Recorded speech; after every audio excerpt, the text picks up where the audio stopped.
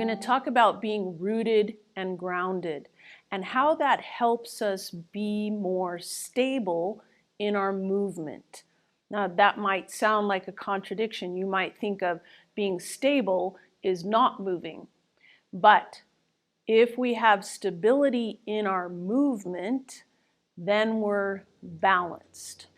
So there are lots of things that go into being rooted and grounded in Tai Chi. And we're going to use our simple movement of pushing Chi. So bringing your left foot forward and just let your hands float in as you come back and let your hands float out as they push away. Now, as you're doing your pushing Chi, I want you to put your mind on your feet. And I want you to feel the ground. I want you to feel being rooted and grounded. In other words, let roots grow deep and then let them grow out wide so you feel connected to the ground and you feel stable.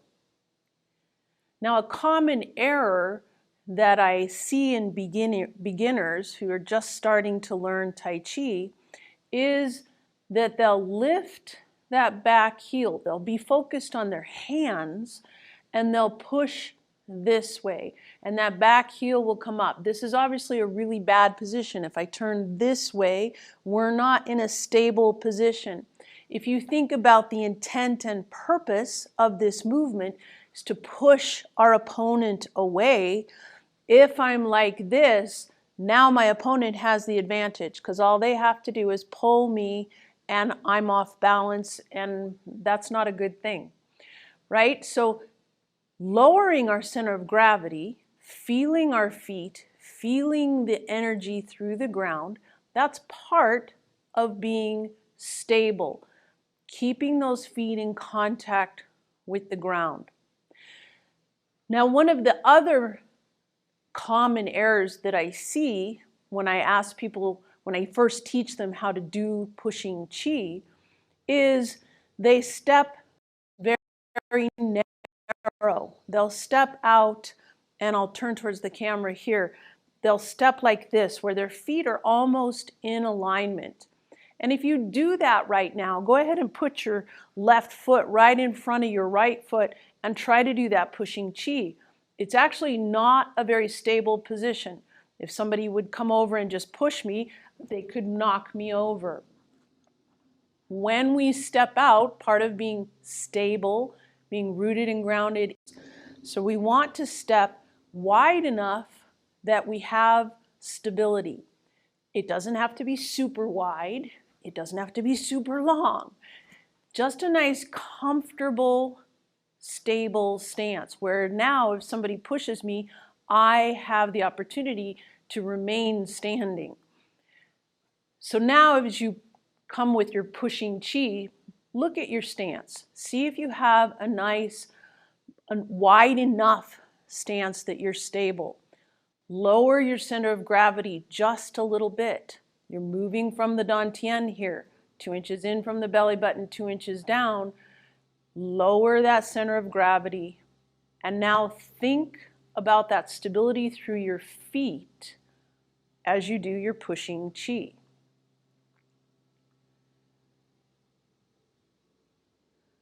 Now, once students get used to that idea with pushing Chi, it's very few of them ever step into that narrow stance again.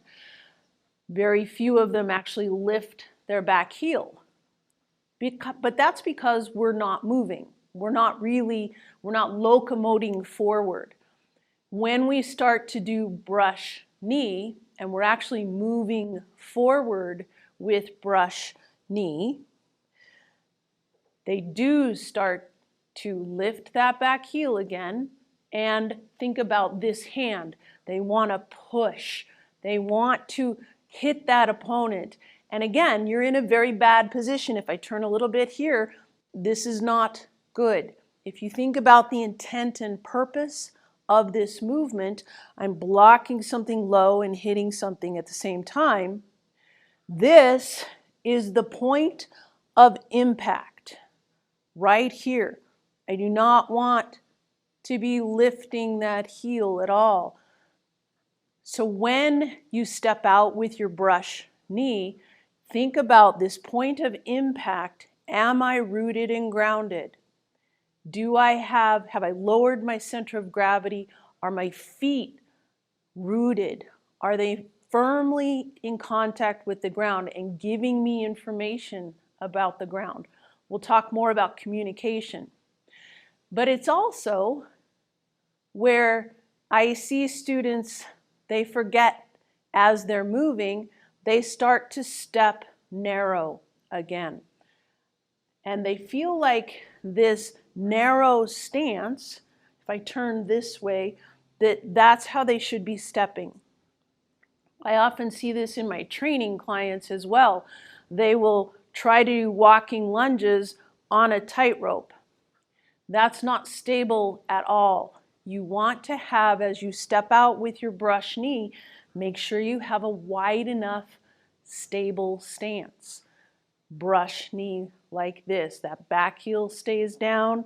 There, you've lowered your center of gravity, and you're not going to be knocked over. So now let's try that movement with part the wild horse's mane. Holding the ball to the right, step out wide enough, long enough, come into your part the wild horse's mane. Keep that heel down. Holding the ball to the left now, step out, part the wild horse's mane. One more. Part the wild horse's mane. Now, one of my students asked me, well, as I step and I turn into the next step, my heel is lifting. Yes, as you're moving, that is true. Remember, this is the point of impact. Then as we move, and then we let this leg become completely empty, it has to lift. And then you step. And that back heel actually moves. So when I say rooted and grounded, I don't mean glued to the ground. Your feet actually have to be fluid with the ground. If this pivoting motion, as I'm doing my part the wild horse's mane, now watch my left foot, I pivot as I turn and move from my dantian. This back heel is moving, but while it's just a little bit off the ground in order to pivot, I'm still in contact with the ground. It's still giving me information. We need to be able to be fluid as we move in Tai Chi. That doesn't mean that we're not stable. It just means we have a little bit of fluidity in our movement. So now let's look at one-legged stances, right? We think of kicks and how do we remain balanced? How do we remain rooted? Clearly, the insubstantial leg is not rooted. The substantial leg is. You want to make sure that that substantial knee is slightly bent, right? Not locked. We never want locked joints in Tai Chi. So now as you lift and kick, and then let that water flow into the right leg, let the left become empty, lift and kick. Now I want you to think about that substantial leg. Right now it's the left. Think about that foot. Let that foot relax and feel the ground. Feel those roots growing deep.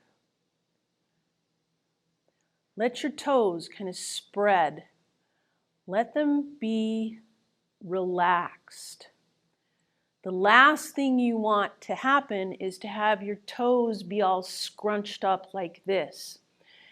And I know that that happens because my own feet try to do that too. And it especially happens if I'm not balanced, if I'm trying to rush through the motion and I'm not really feeling my columns, feeling my substantial and insubstantial. If I start to lose my balance, then my foot tries to grab the ground. But what is this when our feet do this? It's basically a locked joint. We talk about being open and loose in Tai Chi. We don't want locked elbows, we don't want locked knees, and we don't want locked feet. There's very little communication that can happen from a foot that's cramping down. It actually blocks the flow of the energy, and it blocks the flow of that communication that we need to our brain.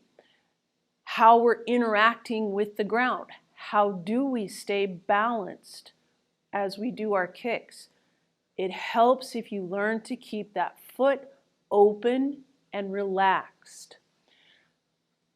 As we do kick, smash, and box the ears, think about that foot. But now let's add two more things to being rooted and grounded. Lower that center of gravity and land with your heel, rolling heel to toe, and box the ears. One thing that you want to think about not only as you're doing this, remember your stance needs to be wide enough. Lower that center of gravity and roll forward heel to toe to box the ears. If I land too narrow, even if I roll here, this is not a stable stance.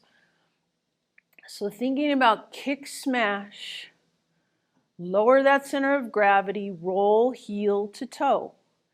The last thing you want to do is just plop down. That's not a balanced position. When we walk, we need to walk heel to toe. We need to feel the ground. And you've seen people who walk flat-footed, right? This is not a good way to walk. They're missing a lot of information from their feet. But it's also not good to be up on your toes. Women are notorious for doing this.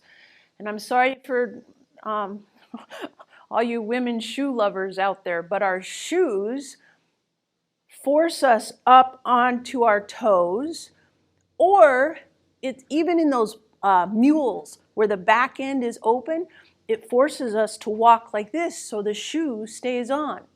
All that does is it encourages falling. You don't want to walk like that. You want to roll gently, heel to toe.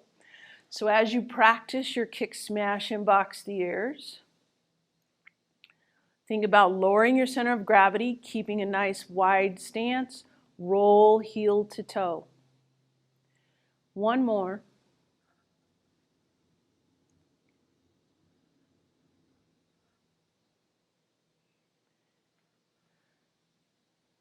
So now there are a couple movements where we're not going to be walking heel to toe. I know I just told you that's best. However, when we walk backwards, right, when we repulse the monkey, it has to be toe to heel. As you step, bring that toe and roll to your heel.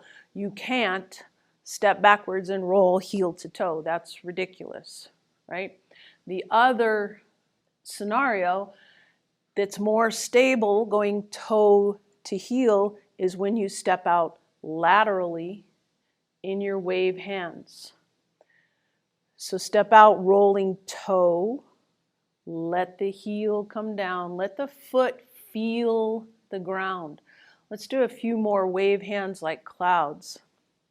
Step out, feel that foot come in total contact with the ground, and now let it go toe to heel on the right. Then it fills up, it's the substantial leg, and then the left goes toe to heel. One more step.